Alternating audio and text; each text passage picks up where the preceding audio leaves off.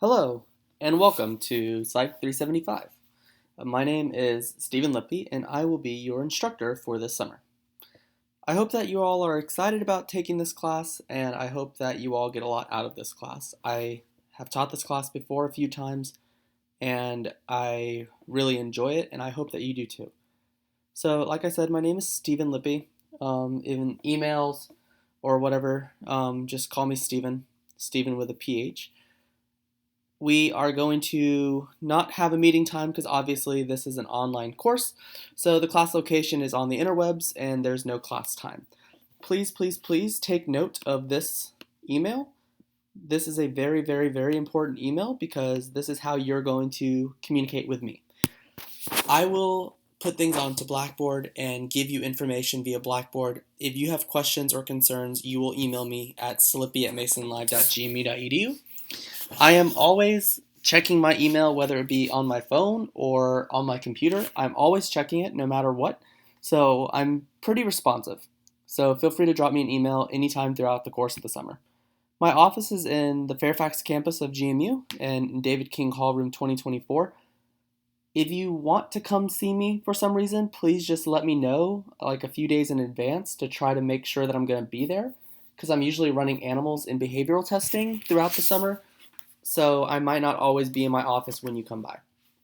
Office hours, there are none because it's an online class, but feel free to email me anytime. And here's my office phone, but again, don't really bank on calling it and getting me. Our course text is the Bear book, Neuroscience Exploring the Brain. This is a really good book, and if you're a neuroscience student, you will probably be using this book in other courses as well. So this is a first part of a two-part course on the relationship between the brain and behavior. So in this first part, which you are currently enrolled in, you're going to learn about the brain cells, so neurons and glia, and how they function and how they're structured. You're going to learn about neuronal communication and the chemical components of it, what kind of channels are opening, what's happening when a neuron is sending information, neurotransmitter systems, anatomy of the brain, and going in depth into the sensory systems. So we're going to be looking at gustation and olfaction, the chemical senses, visual, auditory, vestibular, and somatosensory systems. So where this course stops after the sensory systems, Psych 376, which is brain and behavior, the second part of this two-part course, will pick up at movement and go through general behaviors. But some of the course objectives that I have for this class are to introduce the field of neuroscience as it relates to our behavior, our sensory systems, and our brain. Understand how nervous system structures act to produce certain behaviors. So looking at basic neuronal structures, transmissions of chemicals in the synapse, so the space between cells, and the overall structure and development of the nervous system. So not only what are the components of the nervous system, but how has it developed. Also to provide an overview of the neural basis of the senses, so not just saying I hear a song or I smell something, but understanding what's actually happening when you have those senses. And then also to highlight recent research in relation to course topics. And so one thing that I did throughout the course is I have assigned papers where they relate to course material. So as we go throughout the course, you will read those papers and you can summarize them as part of these reading assignments that I have. So this course is primarily lecture-based, meaning that I'm going to upload screen shared or like screen copied lectures where I have my voice over on them, and they're very fast-paced. So the content, I'm going to try to speak slowly and clearly, but trying to cover all of this material in 8 weeks is going to be very difficult just because of the sheer amount of information that we have to cover. In addition, because this is an online class, it's going to sort of throw a kink into everything, so there's going to be an extra challenge thrown in. So what I plan on doing is posting several video lectures a week, so it's really important that you set aside time to be able to watch them at least a few times. Don't just watch it once or just fast forward. Actually try to sit down and listen to them, take notes, try to understand exactly what's going on. Because this is an online class, I can't anticipate questions like I could if I were standing in front of you. So if you have questions or concerns throughout the lecture or throughout the course, please send me an email. So course requirements. Your readings will be assigned from the Bear book, so please read and study that material preferably before you listen to the lectures, what would be a good idea is if you read the chapter that's assigned for that week or those days, read them, sort of take notes, digest that information, and then go and listen to the video lecture. That way, you sort of already have an idea of what's going on. You are familiar with some of the terminology. That way, you don't have to keep pausing the videos to try to look up this stuff or taking notes as you're doing this. So, a basic understanding of biology and cell functions and neuroanatomy is extremely helpful, although it is possible to do well in this class without having that former knowledge. If you have any questions or concerns throughout the summer semester, please contact me. As this is an online course, you most likely won't ever see me face to face, but I am very responsive to email. I am always pretty much on it, so I will respond to you within about 24 hours, sometimes within the same hour or 30 minutes that I get it. So if you have any grade concerns throughout the semester, please talk to me as soon as possible. It's better to check with me early on throughout the semester to see sort of what things you can do to improve versus talking to me at the end of July saying, oh my God, final grades are this week and I'm failing, what should I do? And I'm not going to be able to do anything. So there are a total of 4 exams throughout the semester, and all exams are worth 15%, meaning that exams are going to make up 60% of your grade. So these exams will consist of some amount, again, this is up to my discretion, multiple choice, fill in the blank, and or short answer questions based on the assigned readings from the Bear book, as well as the lecture material that I cover on this computer. So all the exams will be given to Blackboard, will be placed onto Blackboard, and each of you will be allowed to complete the exam between Friday and Sunday. That means you have the weekend to do the exam. You have until 11:59 p.m. on the last date given to submit the exam. If you do not submit it, you are going to receive a 0 for that exam. I just want to emphasize this point. If you do not submit the exam within the specified amount of time, you will receive a 0 for the exam. No ifs, ands, or buts. The reason why this seems so harsh is, again, I'm giving you from Friday to Sunday to sit down, complete the exam, and turn it in. If you do not submit it accurately by Sunday, you do not get credit. Now, if you're someone like me, who is probably paranoid as soon as they submit an assignment and wants to make sure that I got it, feel free to email me and say, hey Steven, I just submitted my exam, do you see it? And I can go in and say, yes, I do see it.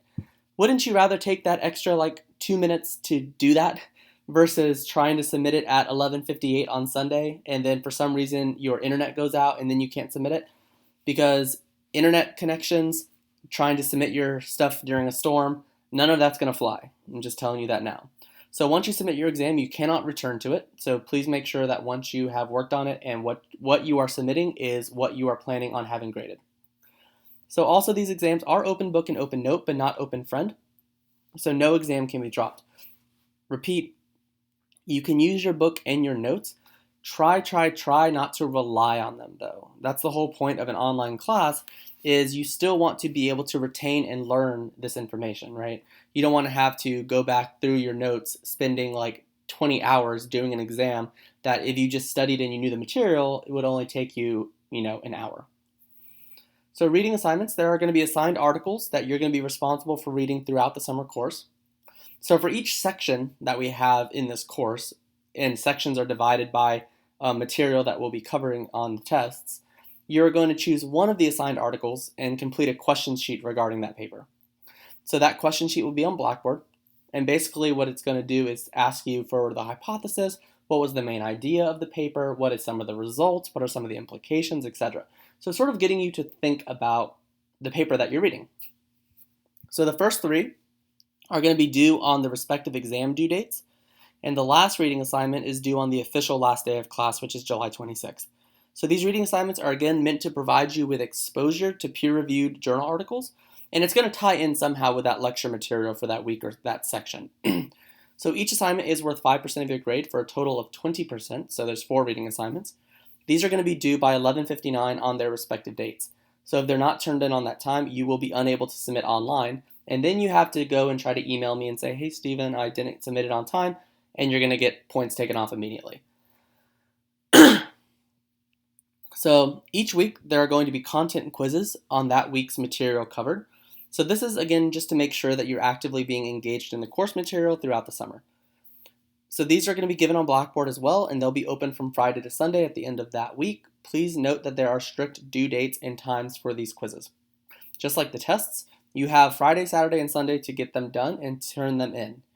If you do not get these quizzes submitted, you are going to be unable to actually submit them, and you will not be able to make that quiz up. Please, please, please take note of those due dates and make sure that you turn in those quizzes and tests on time. So this course is set to run for 8 weeks, so it's starting on June 5th and going to July 29th. So each week I will post videos covering course material, and you can see this down at the tentative schedule at the end of the syllabus. So it's a completely self-paced course, so you should ideally watch the videos a few times at least throughout the week and take notes as you go. So at the end of the week, you'll have access to a content quiz, again, that I already talked about, where you can go through your notes and you can do those quizzes and stuff.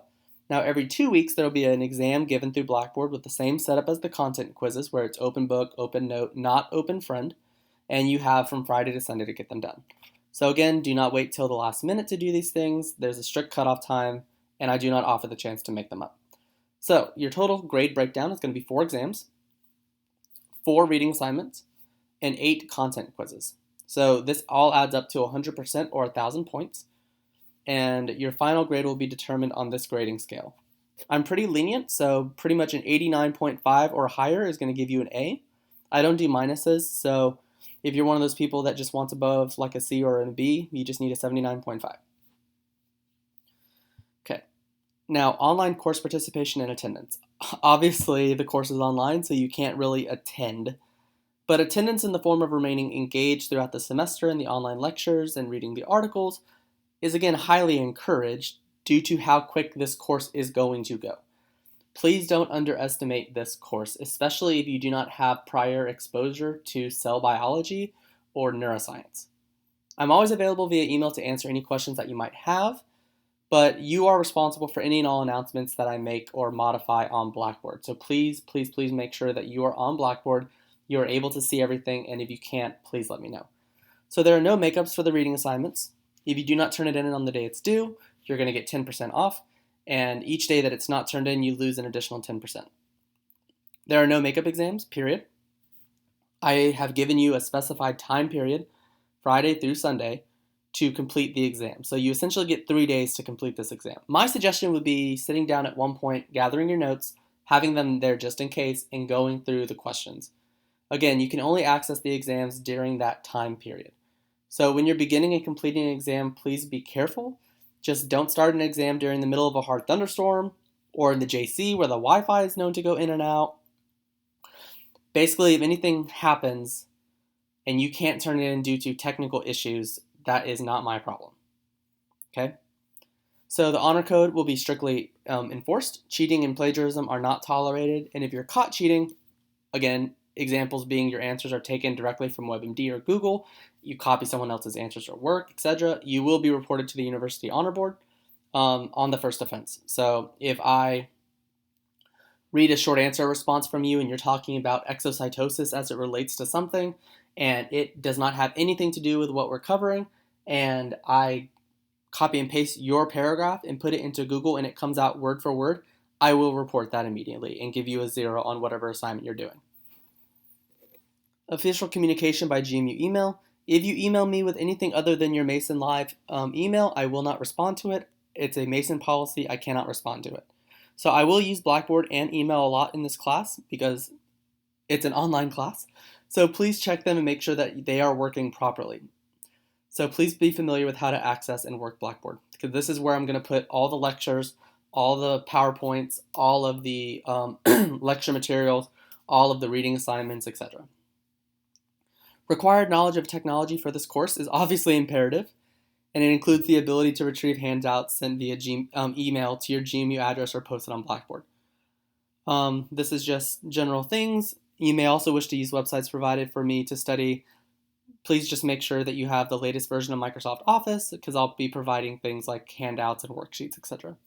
If you're a student with a disability and you need academic accommodations, please contact the Disability Resource Center and call this number, 703-993-2474. All academic accommodations have to be made through them. So here are the add drop deadlines. So the last day to add a drop with no tuition liability is Monday, June 12th. The final drop deadline is Monday, June 19th. And the selective withdrawal period where you have 100% tuition liability is June 20th to the 27th.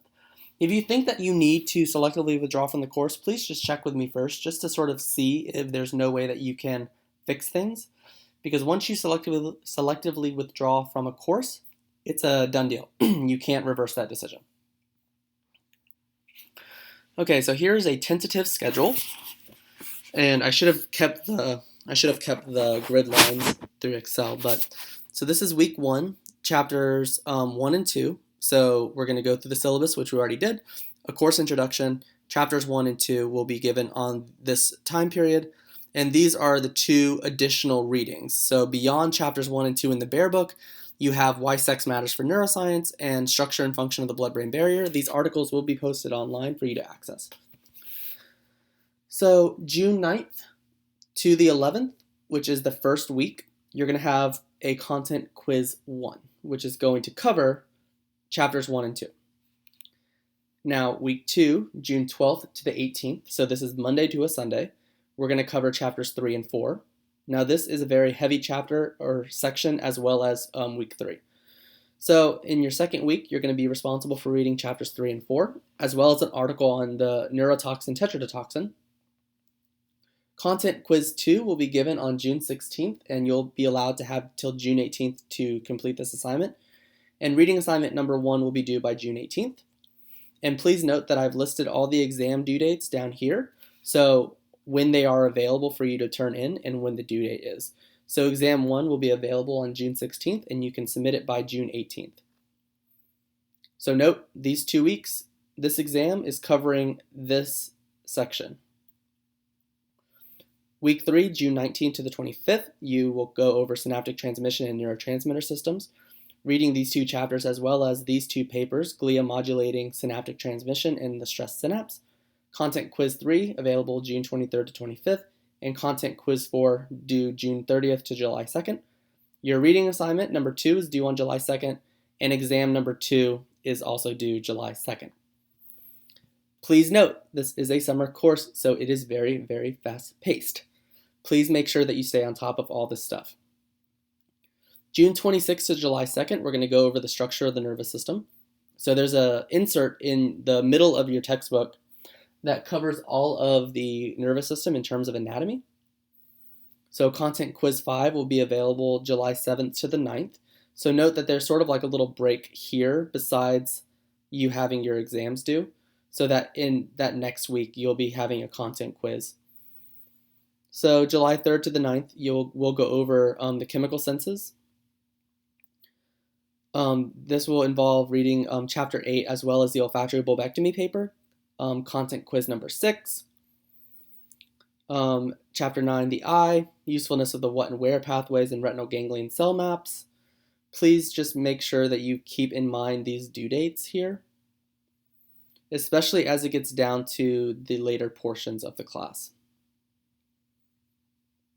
So that is it. Again, I have these all in red when these assignments are due. So please make sure that you stay on top of this material because, again, it is very hard material if you've never been exposed to this sort of stuff before, as well as the fact that this course is only 8 weeks and we're going to be going very quickly. So without further ado, we're going to go ahead and get started. Okay, so chapter 1 is about a brief introduction to what is neuroscience. So neuroscience considers various aspects of human nature, meaning that we can look at and study things like curiosity, experiences of pain and pleasure. How do we move? How do we reason? How do we think and process information? How do we learn? How do we remember? How do we encode? How do we consolidate information? What are emotions? Why do we have emotions? And psychological disorders like schizophrenia, depression, bipolar disorder, what is going on in the brain of these individuals? So neuroscience is the study of the nervous system. In short, it's the study of the brain. The nervous system is composed of the brain and spinal cord and the collection of nerves that go into and out of the nervous system. So neuroscience is this very broad study of the brain and nervous system. So the Society for Neuroscience is the world's largest organization of scientists and physicians that are devoted to understanding the brain and nervous system, what kind of impact certain things in the environment can have on them, like stress, brain injuries, what happens in the brain and in the nervous system as a result of these injuries or as a result of these disorders. So in 2017, Washington, D.C. will actually be the hosting city for the 2017 Society for Neuroscience Conference, and I highly recommend that you all go to the conference. You can register as a student, and I think it costs less than $50, but you can go there and check out a lot of the cool vendors. You can check out a lot of neuroscience posters, and it's a really cool experience. So neuroscience is the study of the brain, and it's highly interdisciplinary, meaning that you don't just have one set of individuals studying neuroscience. You have psychologists, you have biologists, chemists, physicists, philosophy, computer sciences. A lot of different disciplines are all sort of coming together and can apply their own fields towards the study of the brain. So there's a lot of specializations as it comes to neuroscience. So you can look at neurochemistry, neuropharmacology, the role of drugs at the level of the synapse and at the level of cellular structures and functions. You can look at neuroanatomy, biological psychology, which is looking at aspects of psychology sort of explained through our biology in our brain. Computational neuroscience, modeling and taking data and being able to run simulations of neuronal systems. In developmental neurobiology, looking at how the brain develops from embryo to fetus and into adulthood, from teenage years onward into 80s and 90 years. So briefly, and I'm not going to focus too much on the history of neuroscience, and neuroscience is really a sort of young field in terms of the advancement of imaging techniques and our real understanding and being able to functionally analyze the brain itself. But prehistoric ancestors understood that something in our head, our brain, was vital to life. And evidence for this is shown through skull surgeries from prehistoric ancestors, and this is known as trepanation, where these holes are born through in the skull. And so here you can see a picture right here where the skull shows signs of healing, meaning that these individuals weren't just hit on the head and they died. They actually kept living. And one of the big things is that, before really the push towards something physiological is going on, people who had headaches and severe head injuries and severe headaches, individuals thought that they were being possessed by demons and possessed by some otherworldly spirit. So they tried to drill holes into the skull to release this entity. And now we know, thanks to modern neuroscience, that this is not correct. In ancient Egypt, the heart was seen as the seat of soul and memory, not the head. And I'm sure many of you have known or heard that Egyptians, during the process of mummification, just scooped out the brain and discarded it. So the heart was really thought to be the seat of that soul and memory. Now, as we move to ancient Greece, there started to be a correlation between structure and function. So looking at what structures humans have, and then what kind of functionality do they have. So hands and feet. Hands are able to manipulate objects with very precise motion, right? And feet are providing a very sturdy base for our movement and for us to be able to flee or fight. Hippocrates believed that the brain was involved in sensation and was the seat of intelligence. Now again, we don't have fMRI and PET scans and CAT scans in ancient Greece and in prehistoric times, right? So there's only so much you can do. So when you sort of take neuroscience, we take all these things, for granted, being like, oh, well, why don't you look at, function with this kind of imaging technique? But up until about, the 1940s and 50s, the technology was just not around to be able to go into the brain and be able to analyze what is actually happening. So in the Roman Empire, the Greek physician Galen started to really think more about how structure can be related to function. So Galen believed that the cerebrum, which is this outer portion of the brain right here, which is what we are looking at in terms of cortex, was the recipient of sensations because it was soft. So he physically felt the brain and was saying, this must be where sensations are being received because it's soft and sort of moldable in terms of its structure. So it has a function in regards to sensation. The cerebellum, he posited that it must command muscles because it is relatively hard. Now, if you think about it, he wasn't that far off. The cerebellum does play a role in movement and action, but it also has roles with timing and rhythm. The cerebrum, we know, processes information. It's the seat of our primary cortices, primary visual, auditory, somatosensory, and motor cortices. And then the ventricles are still thought in this time to balance all the humors, which we know is not correct. So here's some just views of a sheep brain: the cerebrum, this outer cortical layers, the cerebellum posterior, and then here's a top view or a dorsal view. And as we get into neuroanatomy, we'll talk more about defining what these areas of the brain exactly are. All the ventricular spaces that are found within inside the brain as well. So moving from the Renaissance to the 19th century, the brain was thought more as a machine. So brain function starts to be thought of through a fluid mechanical theory, tying in with the flow of cerebrospinal fluid in the ventricles.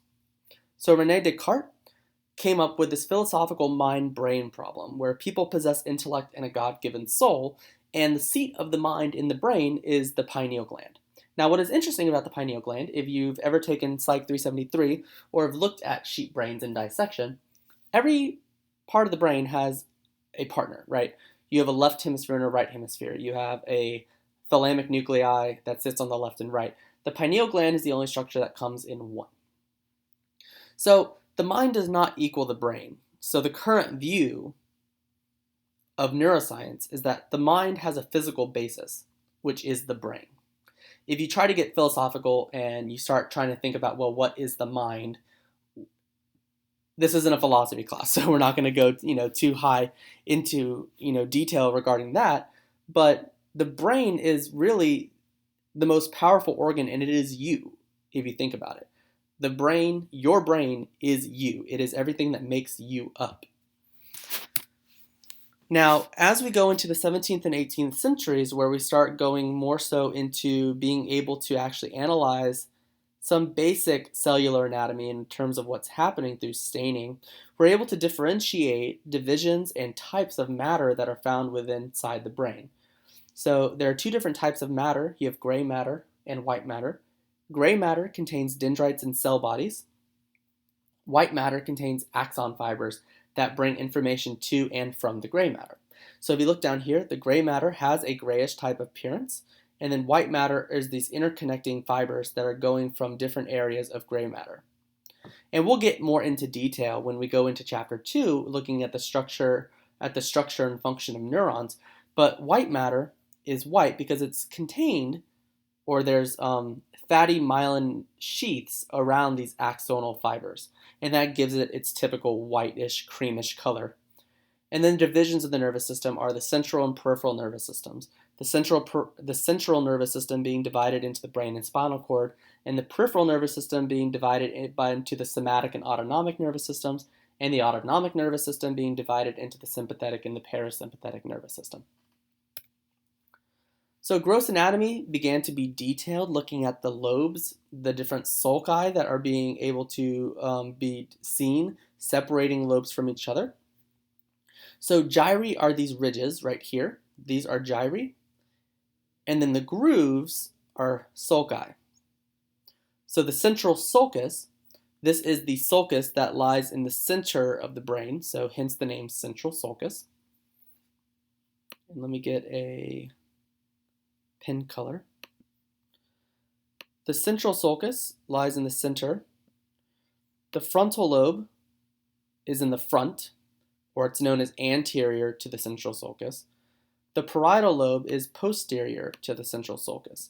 And as we go more so into the primary cortices, these will be more apparent because we'll be able to name this gyrus in particular the precentral gyrus as it lies before the central sulcus, and then we'll be able to look at the postcentral gyrus, which lies afterwards.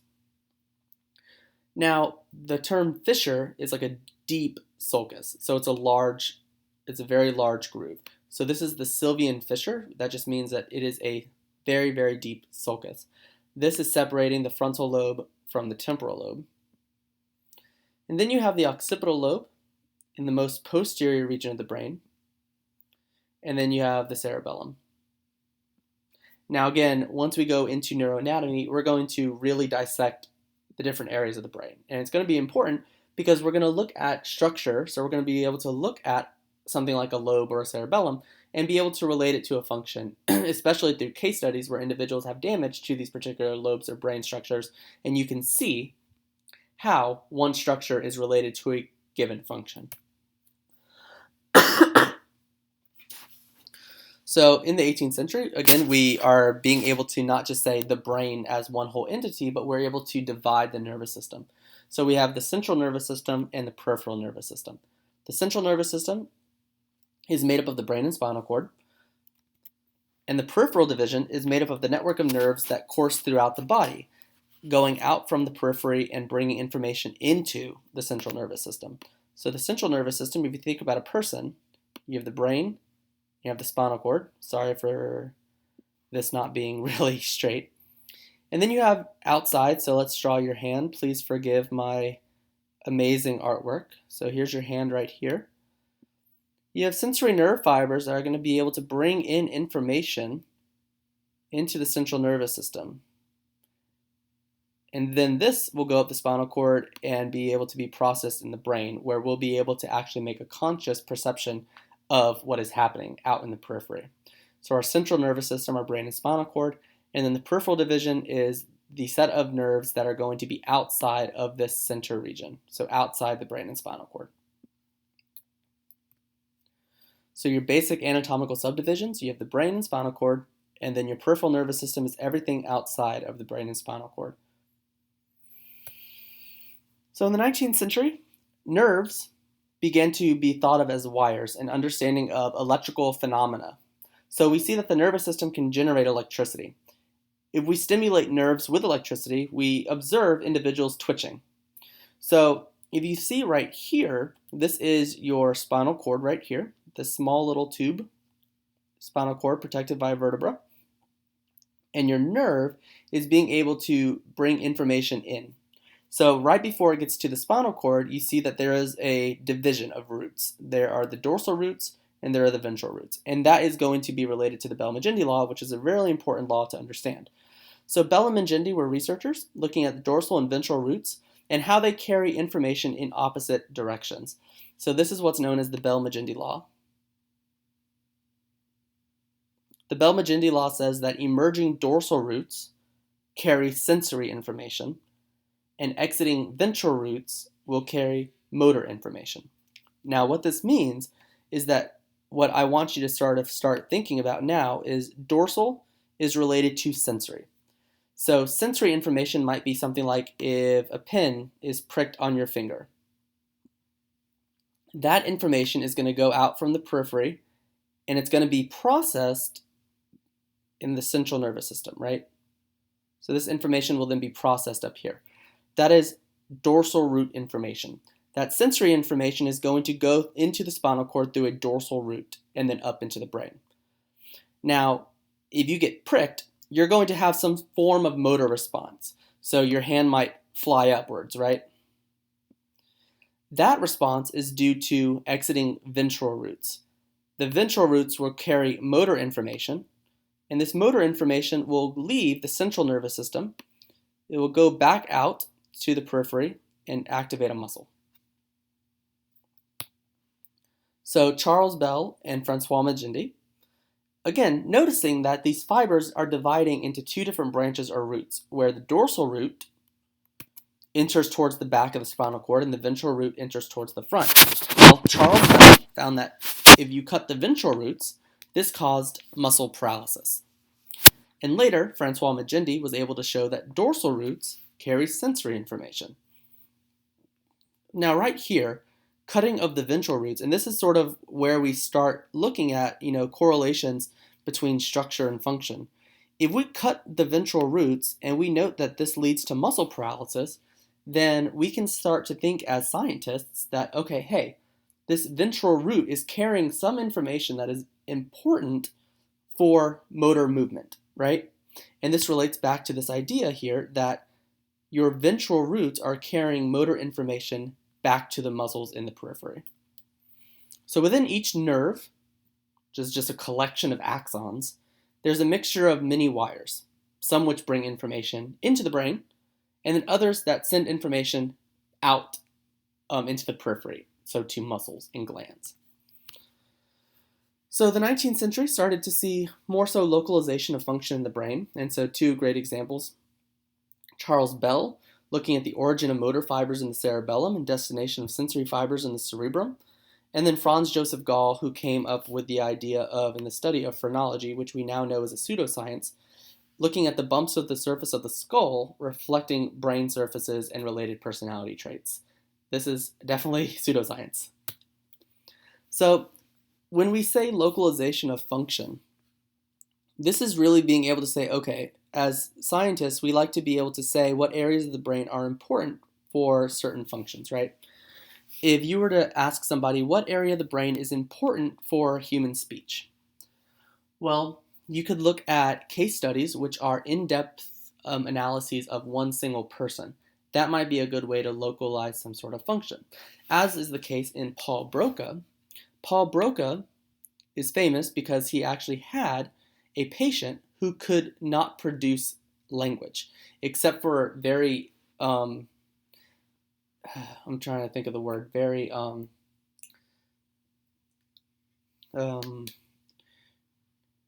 very simple noises and sounds. And upon death, Paul Broca actually found that there was this huge, tumor or lesion really around in the left frontal lobe. Now, that area is now known as Broca's area. And this relates back to the idea of localization of function. If this structure is damaged right here, if this area of the frontal lobe is damaged, and that results in loss of speech production, then we can say as scientists, okay, maybe that structure, maybe that part of the brain is important for speech production, and that's what we see in regards to Broca's area. Marie-Jean-Pierre Florenz looked at experimental ablation, and ablation is simply the destruction of tissue. So ablation is the destruction of tissue, and he did these experiments with birds and ablation to the cerebellum. Now, he didn't agree with Franz Gall, who came up with phrenology, because again, we're able to localize function. Just because you have a bump on your skull doesn't necessarily mean you're going to have some negative personality trait, right? So this is me. This is me from like 3 years ago. But phrenology, you've probably seen these phrenology busts on like The Big Bang Theory or any kind of TV show. But this shows that there are bumps on the skull that have to do with generosity, secretiveness, foresight, sympathy, related personality traits, and we know that's not the case. Just because you have like a bump or something going on here doesn't necessarily mean that this is going to be relating to your firmness. However, let's say you damaged like the back of the head, and that results in vision loss. Well, because you maybe had vision before this accident, and then after the accident, hitting here resulted in loss of vision, you would be able to say, okay, maybe loss of structure X is leading to loss of function, right? So everyone knows Charles Darwin and the idea of natural selection. So Darwin began to really, in terms of thinking of evolution of behavior, so other aspects besides just physical traits can be passed down. So everyone's aware of Darwin's finches and how these finches are specializing to their own environments, so survival of the fittest. those finches and those birds that were able to better feed themselves and better able to pass on their genes were able to pass on certain physical traits.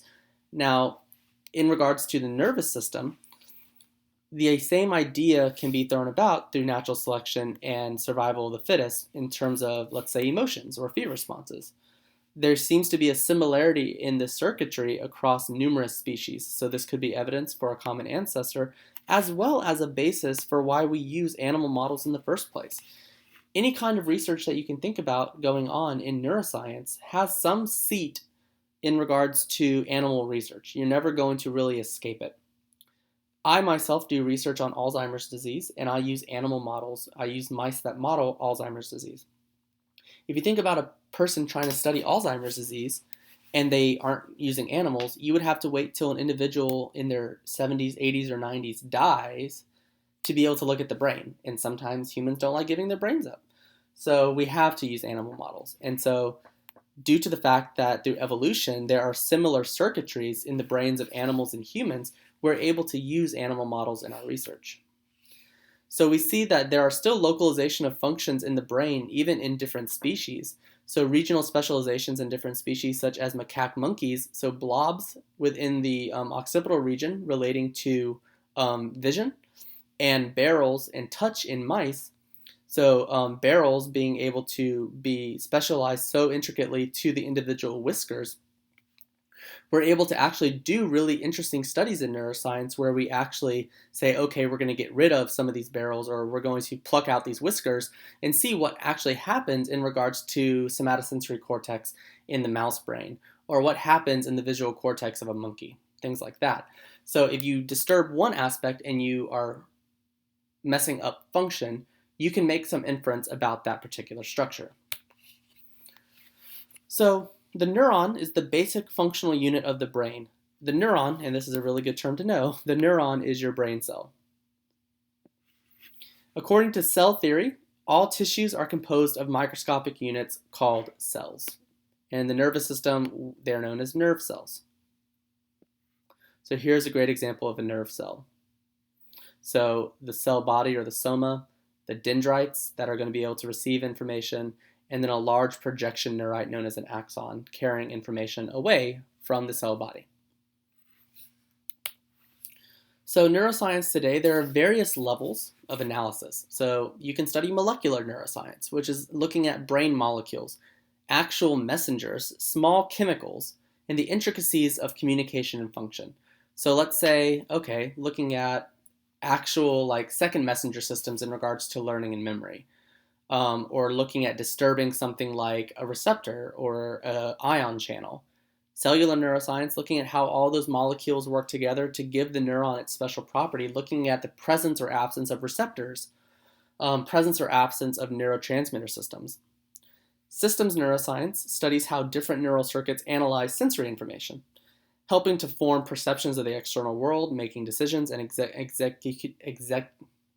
executing movements. So looking at systems as a whole, so the visual system. How do the eyes bring in information? How does the retina process information? How does that whole system work amongst its numerous parts to produce a cohesive picture? And you can apply that to any system in the body, the auditory system, the gustatory system, the olfactory system, the motor system, etc. I myself am in the camp of behavioral neuroscience, so looking at how do all these neural systems work together to produce some integrated behavior. I myself study Alzheimer's disease and the impacts that metal supplementation, particularly zinc, how that can impact behavior and the brain in an Alzheimer's mouse model. So I use a lot of behavioral tests to be able to measure changes in behavior as a result of age and as a result of Alzheimer's presence. And then cognitive neuroscience works more so with people, but looking at understanding neural mechanisms responsible for higher mental activity. So studying how the activity of the brain creates, in essence, the mind. So a good example of cognitive neuroscience would be sticking somebody in an fMRI and having them do a task. Having somebody do transcranial magnetic stimulation, being able to stimulate particular areas of the brain, or having somebody be given a tracer for positron emission tomography, having them complete a task and seeing which areas of the brain light up. So the neuroscientist is someone with education, training, and research experience. Grad students are neuroscientists. And you have different divisions. So you can have medical specialists, so individuals with medical licenses, such as neurologists, psychiatrists, neurosurgeons, neuropathologists, who all have medical training to diagnose and treat diseases, to perform surgeries on the brain and spinal cord, looking at changes in the brain and nervous tissue. And then you can have examples of experimental neuroscientists, which can have combinations of MDs or PhDs, looking at analyzing development and maturation, studying the structure, the chemistry, the neural bases of behavior, examining the effects of drugs, studying biological bases of behavior. And this is the area that I fall into, particularly physiological psychology. Neuroscientist, behavioral neuroscientist, physiological psychologist. So neuroscience is indeed a science, and so is the branch of psychology. Because in psychology and in neuroscience, what we do is we ask questions, and we go about trying to test these questions. So a big part of the scientific process is observing. So these are typically made during experiments designed to test some hypothesis. We observe some phenomenon going on, and we go and seek to try to test it. Replication is ruling out that observation occurred by chance. So this is also something that's really big in the literature, is that results should try to be replicated, not necessarily as like just to do it, but also just to make sure that methods were correct when establishing either theories or being able to establish behavioral paradigms.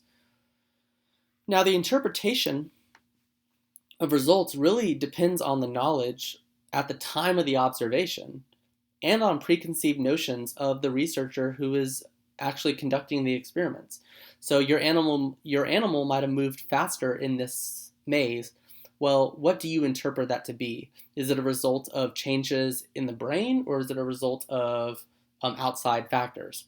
And then verification, where observation is sufficiently robust and can be accepted as fact, where the failure to verify can stem from confounding variables that could have contributed to your original results.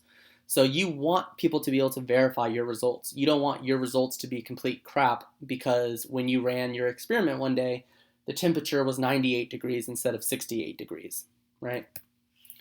Now, this is a really big part of neuroscience, is the use of animals. And I will tell you right now, we do research with animals, but it's all done in ethical ways. There are so many different hoops that you have to jump through to be able to do animal research at the level of an institution that we make sure that the animals are completely safe and happy and they are not in pain or suffering any more than necessary. So animals are a renewable natural resource, but we don't take that for granted. So the more basic the process under investigation, the more distant the evolutionary relationship with humans can be. So as we go from simple to more complex in terms of species, we can look at nematodes and worms, insects, snails, squids, rodents, monkeys, etc. If I wanted to look at, let's say, the impact of some environmental enrichment, I could easily do that on mice. I wouldn't necessarily go and try to grab 12 monkeys, right? There are certain things which can be done in species that are pretty distant evolutionarily from us. So if I wanted to look at, let's say, nerve impulse conduction, I would probably do that on squid axons rather than ordering a lot of monkeys. And I'm not saying ordering monkeys like it's a common thing. Monkey research is actually like diminishing, and it's very, very, very, very difficult for universities and institutions to be able to even do research with monkeys because of how close they are evolutionarily with us. So the role of animal welfare societies make sure that animals are well treated in research. I don't just order mice from Petco. I don't just go there on my Saturday, pick up some mice and say, okay, I'm going to do some studies with them. No, if it was only that easy. The Institutional Animal Care and Use Committee is known as the IACUC. This is where all research proposals go to basically be evaluated. So it's a board of certain members, including scientists and non-scientists, which take a look at your research and they say, okay, is this research that Stephen wants to do, is it worth it? So what they do is we're ensuring that the experiments are worthwhile and well planned. I'm not just saying, hey, I want to throw some mice into a pool and see what happens. I need to make sure that my experiment is actually asking important questions and can actually produce results that are meaningful. I also need to be able to tell the IACUC about elimination or minimizing pain and distress to the animal. If I have to stress my animal for any reason, why do I need to stress them, etc. And then all possible alternatives must be considered first. A lot of these are simply that we can't perform these experiments in humans. If I want to try to model Alzheimer's disease and say, okay, I want to be able to see whether or not supplementation of metals in the water is going to lead to Alzheimer's pathology being worse or better. I can't take a group of Alzheimer's patients and give them metals in the water to be able to see if they get better or worse. That's not ethical to do. Now, animal rights activists are actually, the minority. And when we say animal rights, these are individuals who completely agree with the fact that animals in any use whatsoever should not, it shouldn't be done. They equate meat to murder, pets to slavery. They don't believe that any vaccines or anything should be tested on animals. And unfortunately, animal rights activists have actually led to numerous scientists actually stopping their research because of things like car bombs, break-ins at labs, etc. So you have to be very careful. You can care for animal welfare, which is you're part of the normal amount of people, right? We don't want animals to be hurt. We don't want, just 50 mice to be used when only, 10 could be used. We don't want to see mice and these animals used in research being hurt, etc. But as scientists, we also recognize that with animals, we are able to make things that are able to help humanity as a whole, eradicate disease, being able to develop vaccines and cures for illnesses.